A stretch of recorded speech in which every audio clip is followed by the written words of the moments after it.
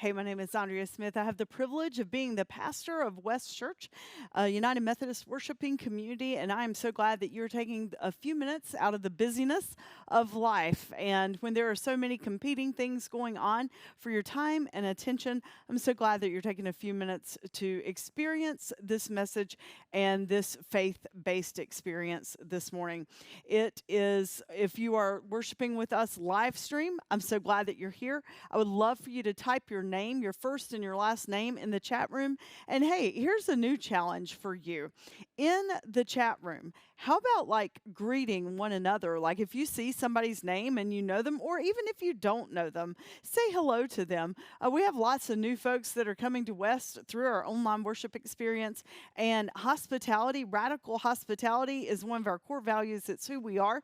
And so I would love for you to share that with one another. So if you would greet one another in the chat room, that would be amazing.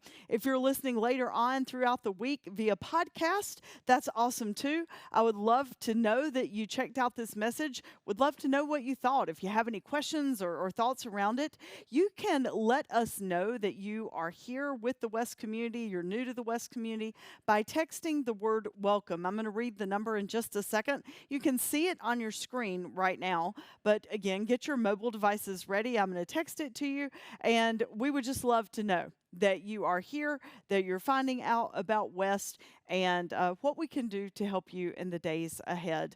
The number is 704 343 8955. 704 343 8955. Hey, we don't do a lot of announcements at West, but there is one thing that's really important coming up that I would love to invite you to be a part of. And every single one of us can be a part of this in some way. We are having a golf tournament on the last Thursday in May. That afternoon, it's a 1 o'clock shotgun start, and folks are going to gather at Mallard Head Golf Course. And if you do not play golf, that's fine. You can still be a part of this. You can donate soft drinks, or you can donate canned alcoholic beverages for the beverage cart. You can sponsor a hole, or you can invite someone that you know that does play golf to be a part of the tournament. One of the things that we support as West, and frankly lead, is the Back to School Bash. It is a part of Inspire Our Children, which is a nonprofit that West founded to work with the students and the schools in our local area. And so we're going to have a golf tournament to support our Back to School Bash. 3/4, 75% of all proceeds will go to that, and 1/4, 25%, will go globally to our partners in Uganda. And so we really would love to have this golf tournament be a huge success. We'd love to have at least bare minimum 18 teams, and all the holes sponsored twice. And so you can help make that happen. I'll put more information about this in the chat room as you worship, or if you're watching on YouTube, I'll put it in the show's notes.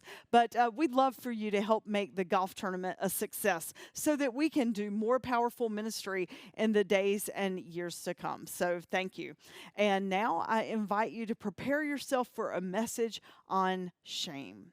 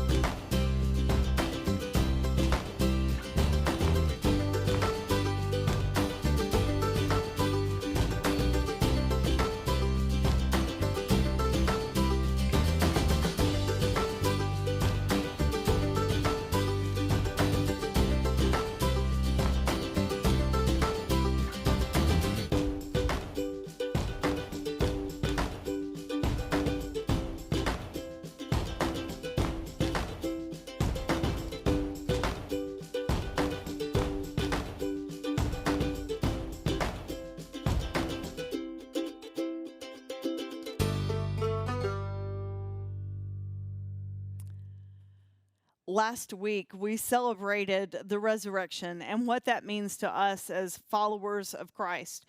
The question that I have for us today is, so what do we do with it? I mean, we celebrate it, we talk about it, it's this great thing, and then do we just sit on it? Like, does it really matter? It does actually matter.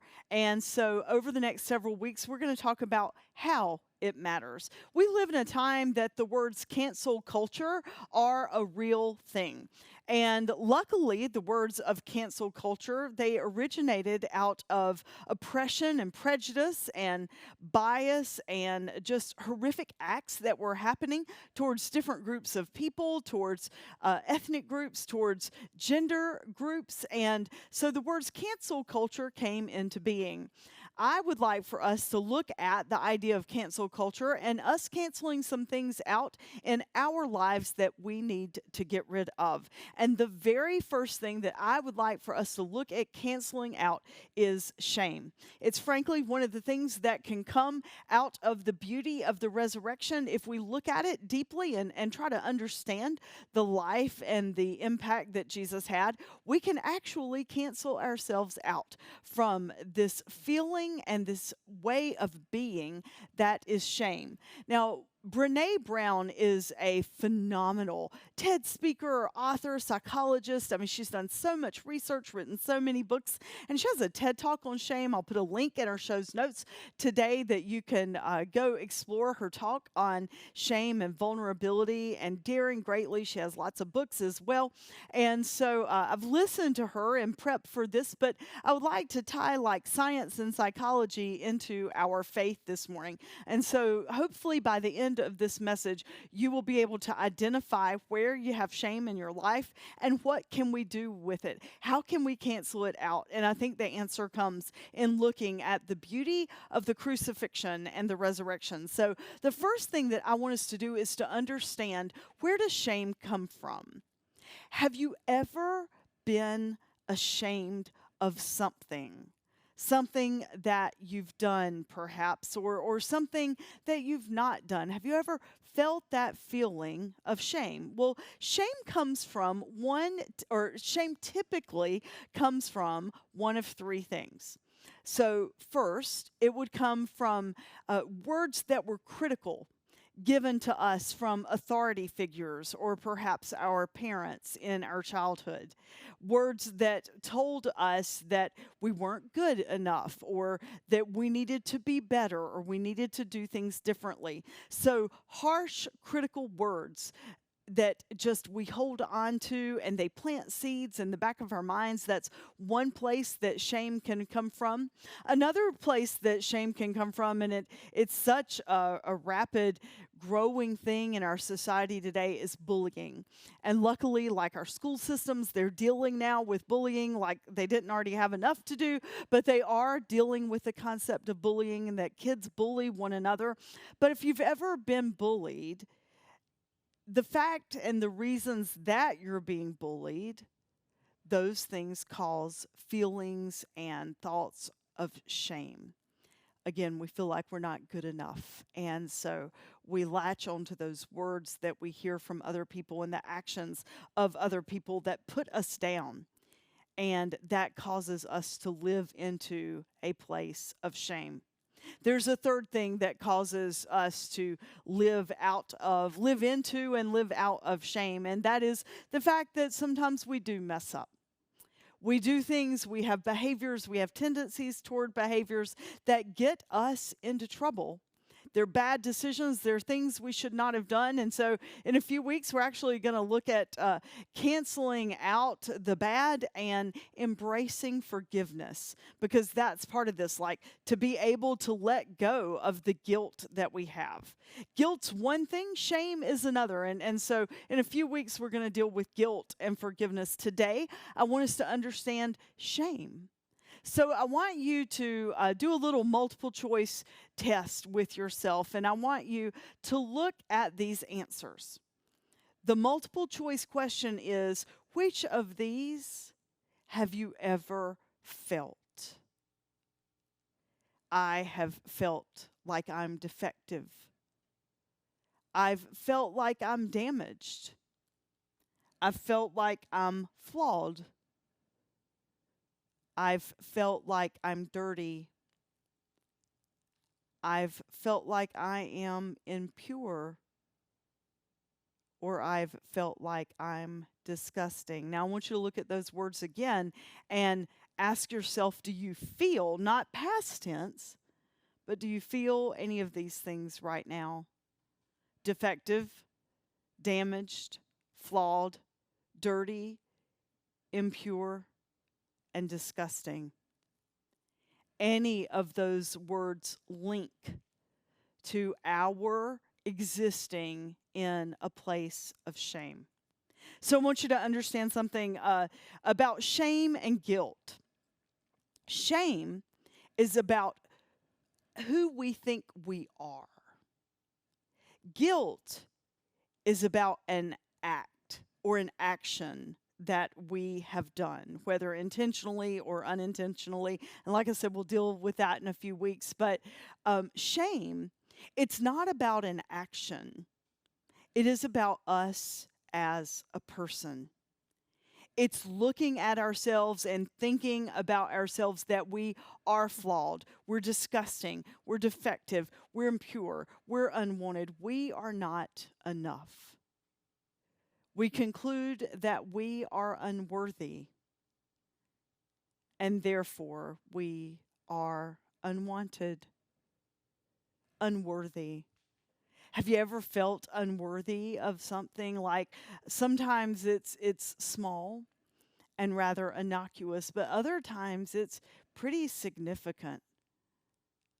Those thoughts and feelings of shame, they like add on to each other, and they end up oppressing us in very real ways.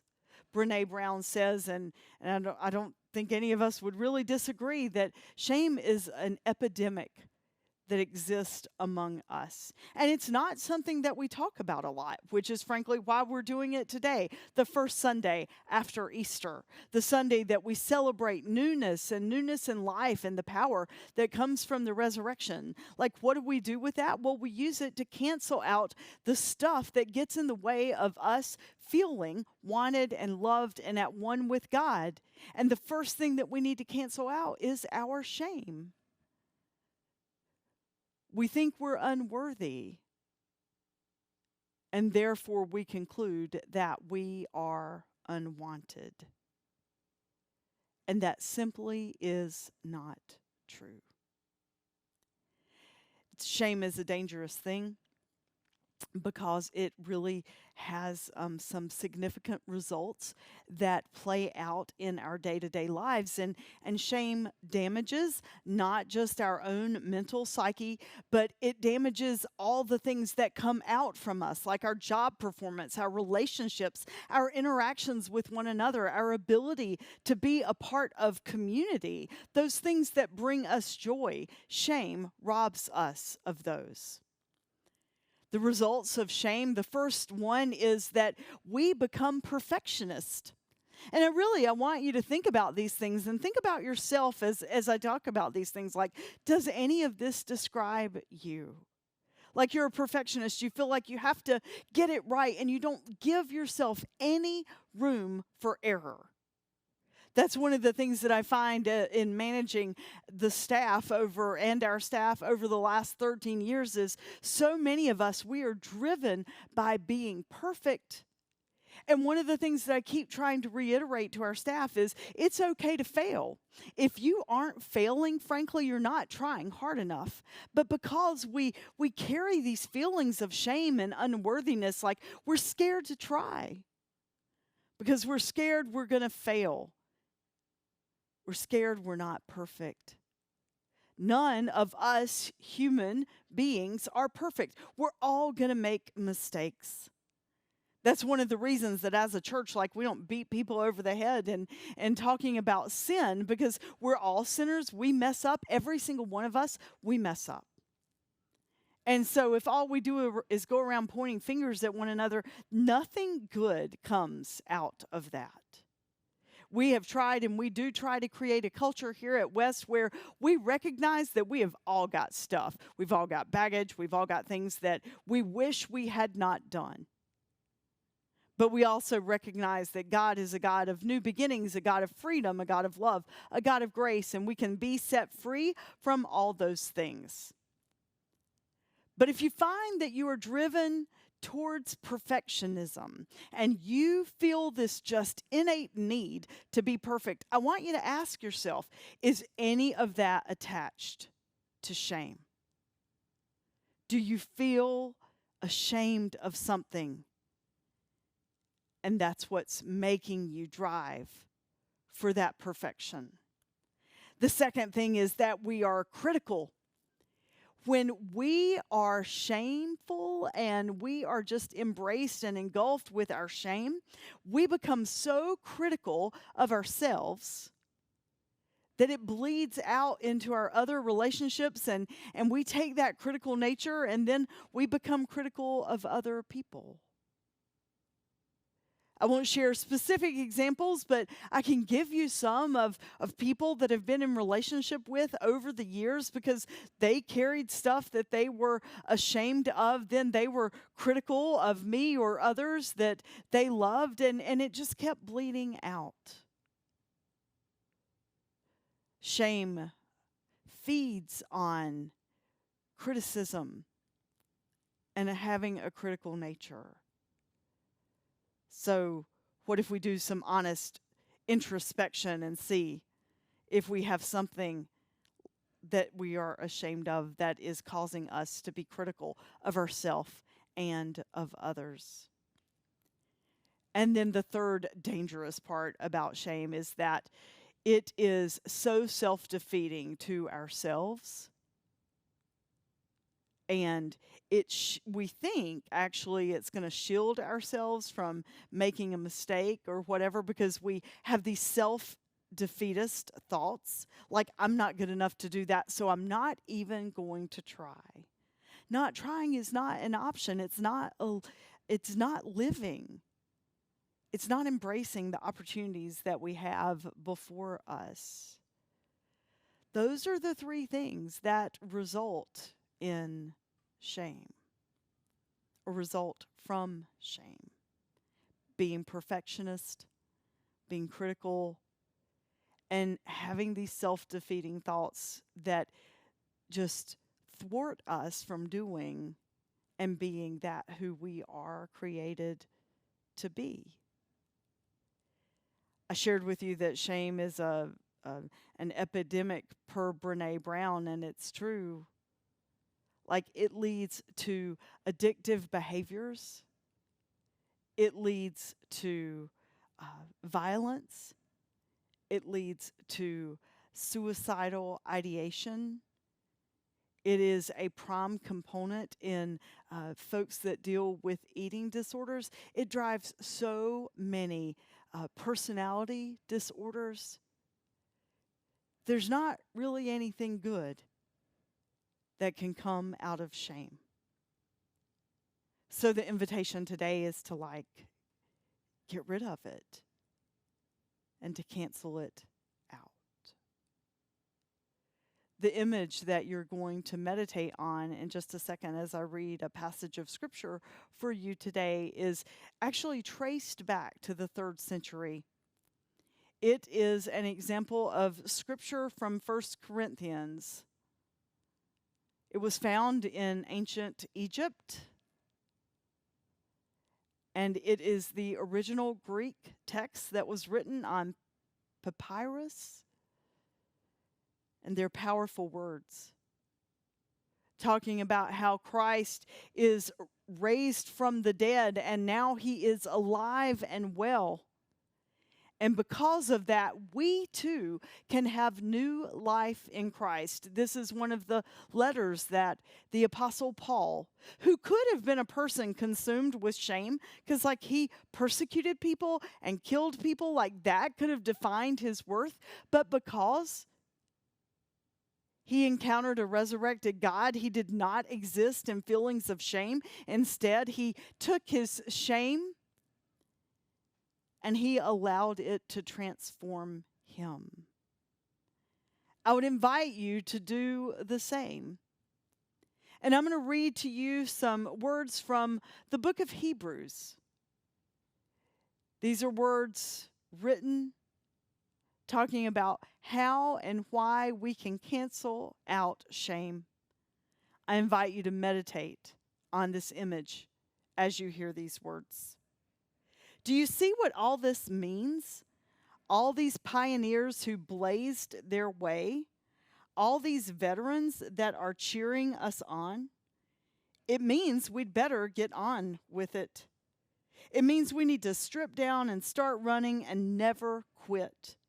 There's no extra spiritual fat, no parasitic sins. Keep your eyes on Jesus, who both began and finished the race that we are in. Maybe we should study how he did it, because he never lost sight of where he was headed. That exhilarating finish in and with God, he could put up with anything along the way. He could put up with the cross. He could condemn and be disgusted by shame. And he could know that all would be well as he now abides in the full presence of God.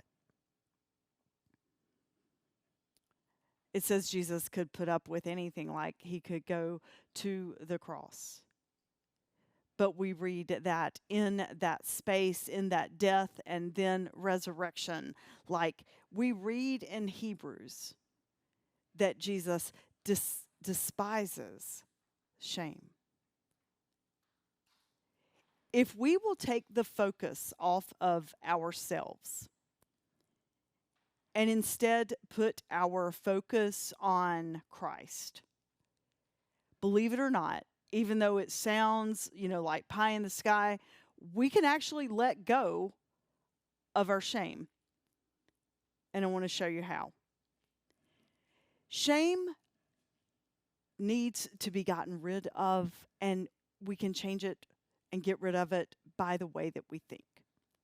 So if I did something to hurt you, like an accident, or you did something to hurt me, I dare say that if I were to come up to you and say, you know what, I am so sorry that I did that to you. I'm sorry that I said those things, or I'm sorry that I did that or acted that way. Odds are, if I would apologize to you, you would accept my apology. That's an act. And that's something that we can admit to and then get over.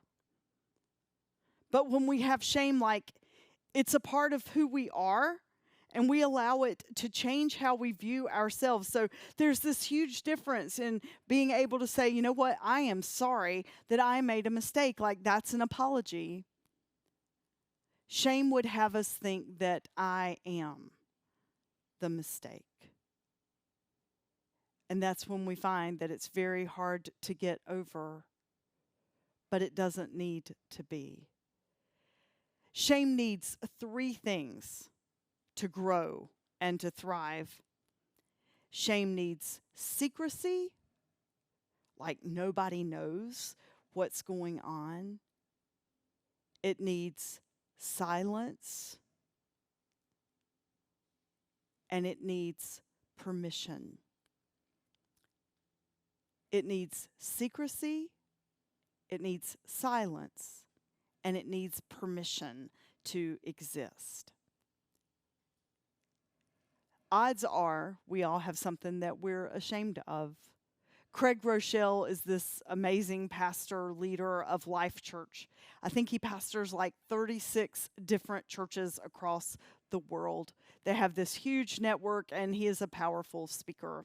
I was listening to one of his sermons about overcoming pain and shame and guilt and embracing the power of Christ. And, he's like, I am driven by shame.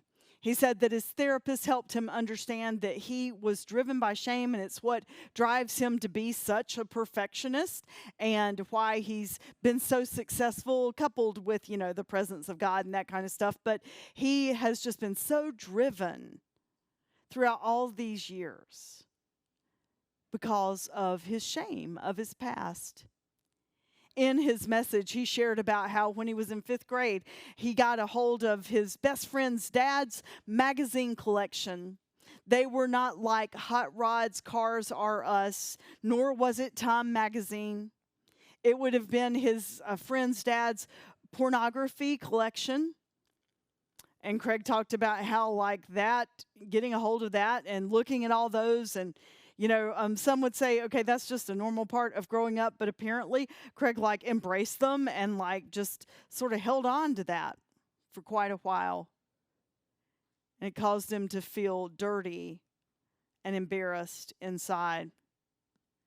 And then he shared that he went to college and made decisions that he wasn't proud of. The ways that he acted with other people and responded to certain things. And then ultimately, he ended up shoplifting. Clearly, he was acting out of his own stuff, right? But he was lucky enough that they didn't press charges. They just gave him a huge, huge wake-up call. But all those things like have rolled around in his head for the past 20 years. And he has lived a life feeling ashamed. Shame drives two big tapes in our minds. We talk about the things that we think and the ways that we feel. Shame drives two of those big tapes. The first one is you're never good enough. You're not ever going to be good enough. I don't know why you're thinking about trying that. I don't know why you would even think that you're going to be included in that or you can accomplish that. You're not good enough. And then the second thing is shame makes us question, who do we think that we are?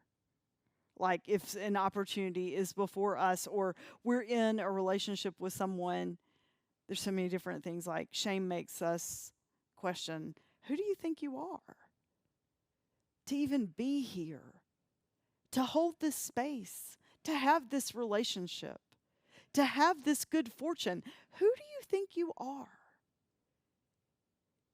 If you ever find yourself thinking like, I'm not good enough to do this, or who do I think I am?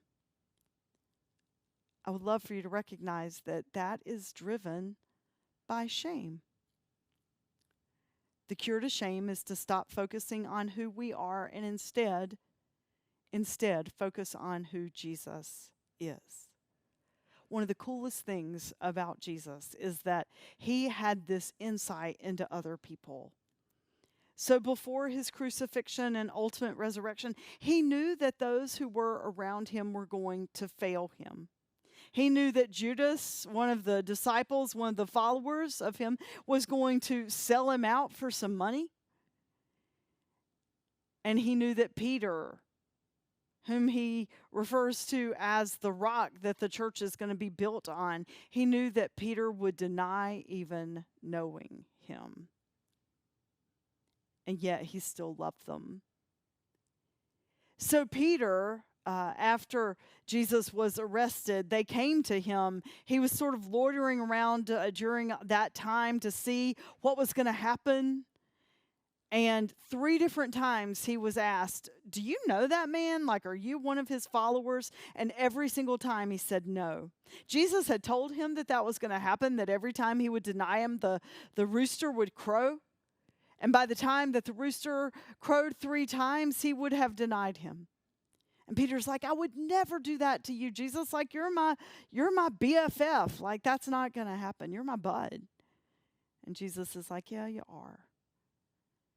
We read in the Gospel of John that he did. He certainly did sell him out. But then the resurrected Jesus, when he appeared in whatever mystical way and experience with those who followed him, he appeared to Peter. And he had a really intense conversation and revealed to Peter Peter's purpose. And it was to go feed my sheep, meaning go be with the people and go love the people. And Peter did. In fact, when I was in the Holy Land a few years ago, the first stop that we had was to go to the church that had been founded, the area where the church was founded by Peter.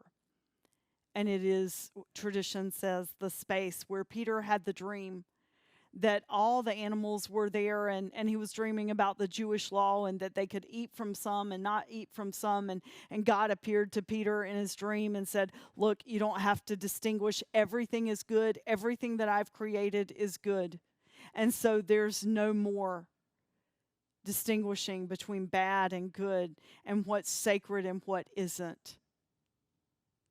Maybe we stop looking at separating and we look at inclusion.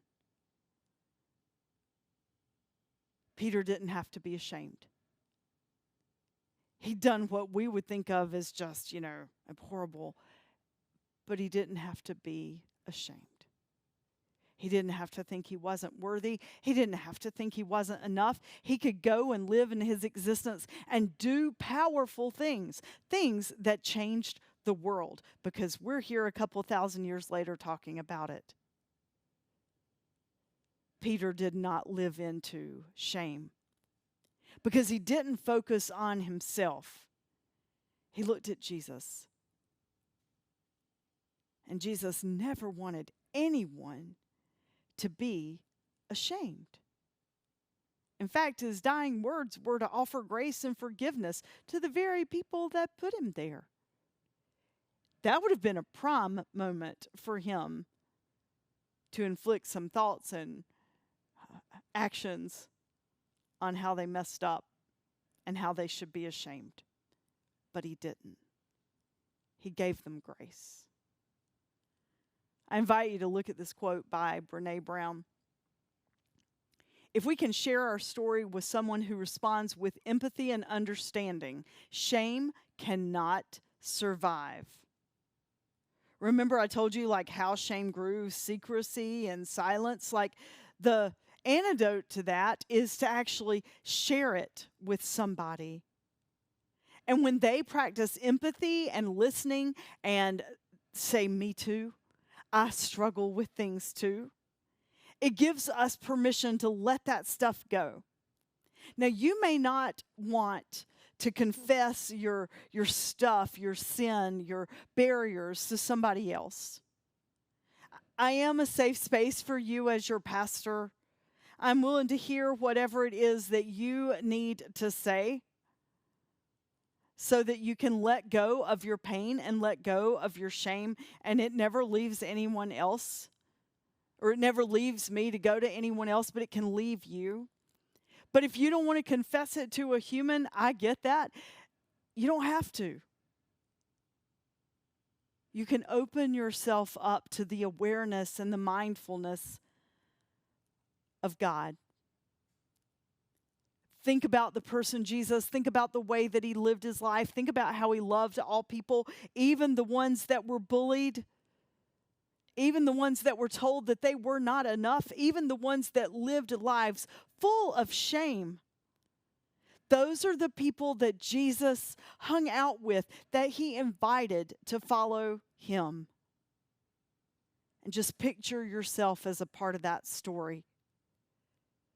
Picture yourself taking the things that you are ashamed of, and those critical words that play over and over and over in your head, that you are not enough and you are not worthy, and take them.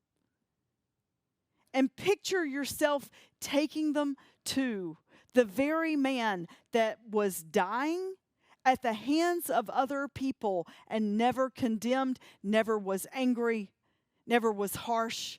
He offered them love, forgiveness, and grace. There is nothing that you have done that is so big that you cannot take it and bring it to the cross. Nothing. So it is time to stop living as people of shame. It's time. We all have opportunities to do what Jesus told Peter and go feed my sheep. And guess what? We feed God's sheep in today's ways and society in lots of different ways than they used to 20 and 30 years ago. We are not going to go put a little track on somebody's car or knock on somebody's door and say, hey, do you know Jesus? We can go feed the sheep by loving, just being kind, not being quick to anger and quick to judge.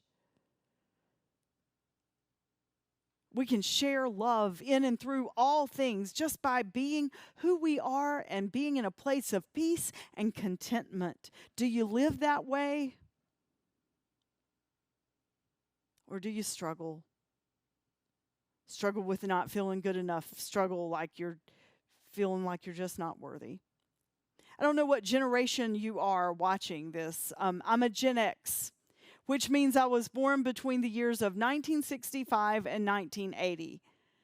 And during those years, there was this commercial, and it was for this perfume called Angeli. And it was this woman singing, and she had this bottle of perfume, and she's like, I can bring home the bacon, fry it up in a pan, and then she's got a frying pan, and then she says, and I can never let you forget that you are a man. And then it flashes to this image on the screen of her in this white flowy dress, like she's sexy, and you know what she means, like, I'm never going to let you forget you're a man because I'm a woman, Angeli. So you know what that commercial did? It just screwed up every Gen Xer woman's mind. I don't know how much Angeli it bought, but I will tell you what it bought is probably medication for depression and anxiety. And I'm not kidding. Like, I remember that commercial as a little girl. And in fact, I realized it's probably one of the first times that I realized that I like attention is because I was little. I was probably 4 or 5, and that commercial was playing. And one time I was around my mom and some other people, and they were talking about something. And I guess they started talking about that commercial or that perfume. And I started singing the jingle. I can bring home the bacon. And, they all, as adults, were like, oh, that's so cool. That's so funny. Do it again. Do it again. And so that commercial, is ingrained in my mind. Basically, I can, bring home the bacon, meaning I'm a breadwinner. I'm a working woman. And so I can do my job. I can then do all the other womanly stereotypes that society had during the 65 to 80 range, and still today, unfortunately, in a lot of places. But I can earn it, I can go buy it, I can bring it home, I can get it ready, and then I can woo you with all my feminine majesty. That's the biggest bunch of bullcrap I've ever heard. And I tried to live into that for a really long time. I still wrestle with it. So what does that feed into? It feeds into parent guilt, which if we're not careful, parent guilt, mommy guilt, daddy guilt, it bleeds into parent shame. And then those feelings of shame perpetuate themselves. Folks, we got to let that stuff go. We don't need to be ashamed of not feeling like we are enough because we do not live into some kind of societal stereotype or expectation. The only expectation that exists for each of us is that we be our best selves. And my best self is not your best self. There are things I wrestle with that you don't. And this comparison trap that we live into, it's got to go. So let's start by letting it go and stop being people of shame. I have the coolest opportunity in front of me right now.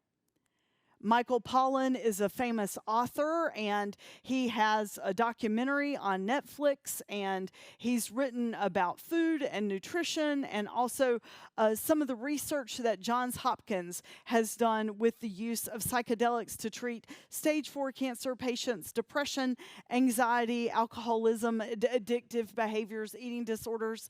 And so he's been following the research by Johns Hopkins. I was a part of their clergy or religious professionals study several years ago, and the research is getting ready to be released. And so Pollen reached out to the folks at Johns Hopkins and said, could I interview one of your people? Could you choose somebody that would be willing to be interviewed by me to talk about their experience and their story?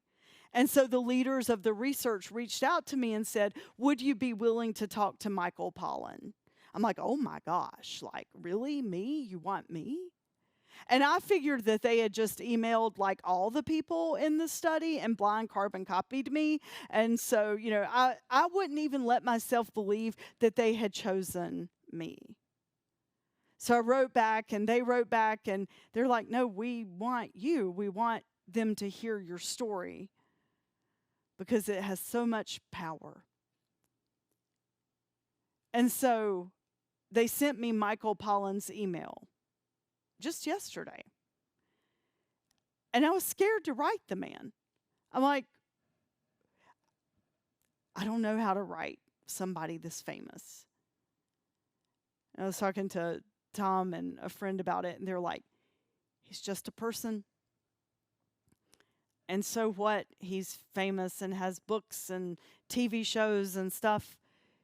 You're not, like wasting your life away. What you do matters, and what you do is important. But I had to wrestle with my own feelings of unworthiness and my own feelings of not being enough. And those are feelings of shame. Now, if I let those feelings paralyze me, I'm going to miss out on just the coolest opportunity to have a conversation with someone who his reach and his touch is so pretty much endless. The story's unfinished. I'll let you know how it turns out. But I'm willing to take that first step to email Michael Pollan and say, what a privilege this is. And I think I have something worth saying. Where are you wrestling with shame? What do you need to let go of so that you can see who you are? Because all you have to do is place it at the cross. Let us pray. Gracious God, we don't have to be people of shame because that's nothing you have ever expected from us. In fact, it's the opposite. And you give us the opposite. You give us grace. You give us forgiveness. You give us this idea that as we are created in you, we are beautiful creatures. And that we're going to mess up, but that does not have to define us. Thank you for being a God of grace and a God of love and a God of forgiveness and a God of new beginnings. We offer ourselves to you. Amen. Thanks for joining in with this message, and I hope you have a great week, and I hope you let go of some feelings and thoughts of shame.